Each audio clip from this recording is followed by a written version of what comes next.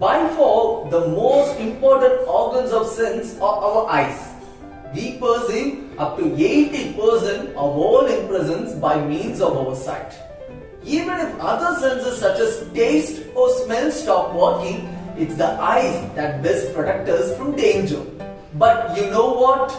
There are a huge number of people living in this world with either low eyesight or no eyesight. Yes, we call those people as blind.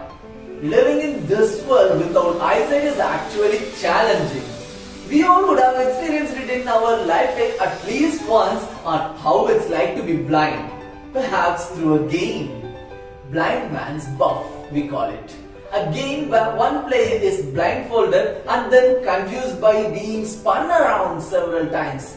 The other players who are not blindfolded enjoy themselves by calling out to the blind man and dodging away from him.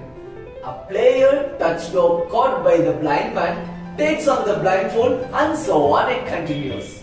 It reminds me of my childhood days when I used to play this game with my friends. It is truly an interesting game which even amuses today's grown-up adults while playing. You might think how this is related to the today's English class. The story we are about to see today is the 5th chapter in the English textbook. A short story titled The Eyes Have It, written by Ruskin. This story reveals how blessed we are to have good eyesight and how we have to treat the people with disability. It shows positive result of kind treatment. Treating people with kindness literally brings the whole world a step closer to you. Let's get into it. The Eyes Have It. It's a narrative story, which means the author has used a particular character from the same story to explain what happened. Here the narrator is a young blind man.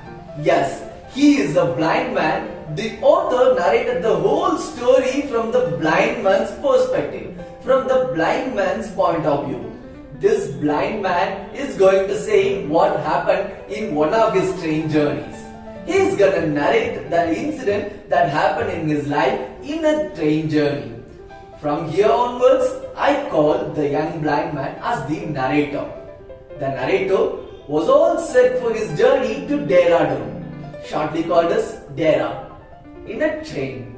As he was blind, his eyes were sensitive only to light and darkness. Yes, he was sensitive to light and darkness, which means he was only able to identify if it was dark or if it was bright. You know what? When a person loses one of his 5 senses, the other 4 will get very active. For example, blind people could smell or hear a lot better than the people with vision. Yes, blind people could smell or hear a lot better than the people with vision. They sometimes would smell you coming. Here, on his way to Dehra, the train stopped in one of the stations to pick up passengers. He was all alone in his compartment for a period of time. In a station at Rohana, he got a company. It was quite a young girl whose parents were really scared of sending their daughter all alone in a train. They advised her not to lean out of windows, not to speak with strangers, and how to keep her things safe. The narrator could hear it well, and finally they waved goodbyes to their daughter and they left. The train pulled out of Rohana station. The train moved. The narrator planned to play his usual game. Yes, he is going to play a game. His usual game of being normal with the girl in his compartment. He didn't want the girl to find out his blindness. So he took some time to discover her looks. He identified it was quite a young girl from her voice, and she was wearing slippers. He got to know it. He liked her voice and the sound of her slippers that slapped against her heels while walking. Yes, she was wearing slippers. He asked the girl if she was going to Dehra. His voice, the narrator's voice, sudden voice, gave her a sudden shock. I might be at the corner of the sea, so the girl haven't noticed me, he thought. The narrator thought that. She, the girl, gave a little jerk and said, I didn't know anyone else was here. The narrator thought it happens sometimes for the people with good eyesight fail to notice what is right in front of them because they may be seeing a lot through their eyes, the narrator thought. So he replied, I didn't see you either, but I have heard you come in. The narrator was wondering if she could find his disability. He was wondering if she could find the narrator's disability. So he decided not to move from his seat. He has to sit at the same place. He decided not to move from his seat. Whatever happens, he is not going to move from his seat. And for the question asked by the narrator, the girl replied, no, I am not going to Dera. I am getting off at Shaharanpur. My aunt will pick me from there. Yes, she is going to Shaharanpur, one of the stations on the way to Dera. And her aunt will pick her from there. Then, I'd better remain some distance from your aunt because aunts are very dangerous. They are really scaring creatures, the narrator said. With a little smile, she asked where the narrator was going. He replied that he was going to Dera and from there he is going to Missouri. Missouri is a hill station situated at a height of 2,500 meters above the sea level in the Dehradun district of Uttarakhand. It was called the Queen of the Hills. On hearing that he was going to Missouri, the girl was excited. The young girl, his companion, was excited and said, oh, how lucky you are. I wish I were going to Missouri. I love the hills, especially in October, she said.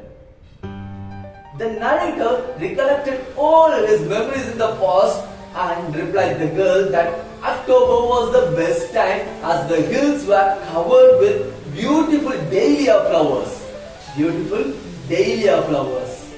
Where very few people visit Missouri in October because it rains heavily in the monsoon time. October is monsoon time. The narrator said, you can sit in front of a log fire and drink a little brandy to increase the body temperature. October is indeed the best time to visit Missouri, the narrator said to the young girl. After this little conversation, she was silent. The young girl was silent. The narrator wondered if she might have thought him a romantic fool. Minutes passed, and the narrator made another mistake now. Yes, he had made one more mistake. What was it? Did he hurt her by his words? Let us see that in the next part of the class.